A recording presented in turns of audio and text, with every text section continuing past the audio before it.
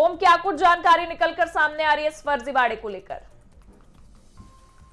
जी बिल्कुल बताना चाहूंगा। बैंक ऑफ बड़ौदा में जिस तरह से फर्जीवाड़ा किया गया उसमें तहत तहत परत दर परत लगातार खुलती चली आ रही है। आपको बता दें कि 15 विभागों के फर्जी सैलरी स्लिप शामिल किए गए। उसमें आधार कार्ड का जो एड्रेस पाया गया वो भी फर्जी पाया गया। आपको बता दें कि जब इसकी लगातार जांच पड़ताल की गई तो जो मुख्य प्रबंधक है बैंक ऑफ बड़ौदा के, उनके द्वारा एक एफआईआर दर्ज करवाई गई। एसपी को शिकायती पत्र दिया गया और उनकी शिकायती पत्र के आधार पर 48 लोगों के खिलाफ नामजद एफआईआर दर्ज कराई गई। आपको बता दें कि लगातार ये परत दर परत खुलती चली जा रही है। सिंडिकेट का खुलासा तब हुआ और पता चला ये लखनऊ का पूरा सिंडिकेट चला आ रहा है, जिसमें बताया गया है कि 15 विभागों के उसमें सचिवालय के भी सैलरी स्लिप जुड़े हुए हैं, शिक्षा विभाग के भी कुछ सैलरी स्लिप जुड़े हुए हैं। तो देखा जाए लगातार आधार कार्ड भी फर्जी एड्रेस पे पाया गया है। तो देखा जाए जिस तरह से फर्जीवाड़ा किया गया है, 9.2 करोड़ रुपए का फर्जीवाड़ा देखने को मिला है बैंक ऑफ बड़ौदा में। जिस तरीके से ये मामला निकलकर सामने आया, इसमें जैसा कि आपने ये जिक्र किया कि आधार कार्ड से भी फर्जीवाड़ा किया गया, लेकिन सैलरी दस्तावेज जो फर्जी दस्तावेज है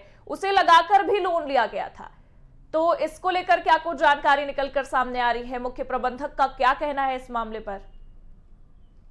जी बिल्कुल बताना चाहूंगा। जिस तरह से ये फर्जी कागजों के आधार पर ये बैंक में लोन अप्लाई हुआ है, उसमें एक विभाग नहीं जुड़ा हुआ है।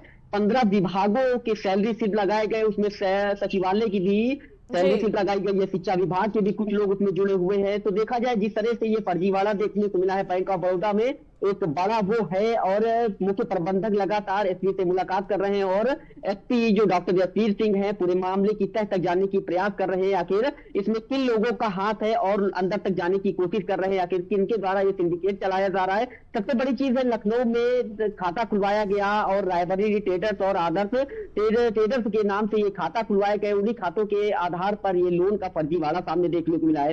लेकिन देखने को ये मिला है कि जिस तरह से आधार कार्ड में फर्जी एड्रेस पाया गया है और जिस तरह से फर्जी सैलरी स्लिप लगाई गई है, उसमें एक विभाग नहीं जुड़े हुए, लगभग 1 से 15 विभाग बताए जा रहे हैं। 15 विभागों के अलग अलग सैलरी स्लिप लगाए गए हैं। तो एक बड़ा फर्जीवाड़ा जरूर रायबरेली में देखने को मिला है। और रायबरेली जिस तरीके से देखा जाए सरकारी दस्तावेजों का ये गलत इस्तेमाल करके इतना बड़ा फर्जीवाड़ा किया गया, लेकिन क्या उम्मीद जताई जा सकती है किस तरीके से एक्शन हो सकता है इस मामले पर? क्या शिकायतें दर्ज होना और मुलाकातों का दौर ही बना रहेगा या कुछ और भी चीजें निकलकर सामने आ रही हैं एक्शन को लेकर?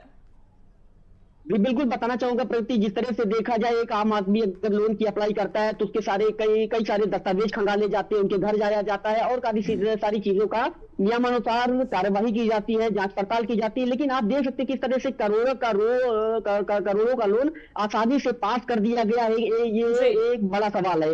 किस तरह से आम आदमी अगर लोन लेने जाता है तो उसके साथ कई सारे सवाल खड़े हो जाते हैं। लेकिन जब करोड़ों का लोन पास हुआ तो आखिर जो जिम्मेदार विभाग के बैंक के आला अधिकारी है, इनकी नजरें कहां की हुई थी। जिस तरह से ये फर्जी दस्तावेज उसमें लगाए गए, आधार कार्ड पाया गया, उसमें फर्जी एड्रेस पाया गया है, इसका क्या जो बैंक के आला अधिकारी है क्या उन्होंने जांच पड़ताल नहीं की? जिस तरह से फर्जी सैलरी स्लिप लगाई गई है, सचिवालय की फर्जी सैलरी स्लिप लगाई गई, शिक्षा विभाग की सैलरी स्लिप लगाई गई है, इसमें भी बड़ा सवाल है किस तरह से जो बैंक प्रबंधक है वो किस तरह से जांच पड़ताल कि क्या कुछ एक्शन देखने को मिलता है सरकारी दस्तावेजों को लेकर। बहुत बहुत शुक्रिया तमाम जानकारियों के लिए। हॉस्पिटल में NICU, ICU, OT, dialysis, x-ray, ultrasound, CT scan के साथ 24 घंटे इमरजेंसी की सुविधा उपलब्ध है। वैष्णवी हॉस्पिटल में इलाज कराने के लिए आप लैंडलाइन नंबर 0512 262 6699 और मोबाइल नंबर 752 50 22701 पर संपर्क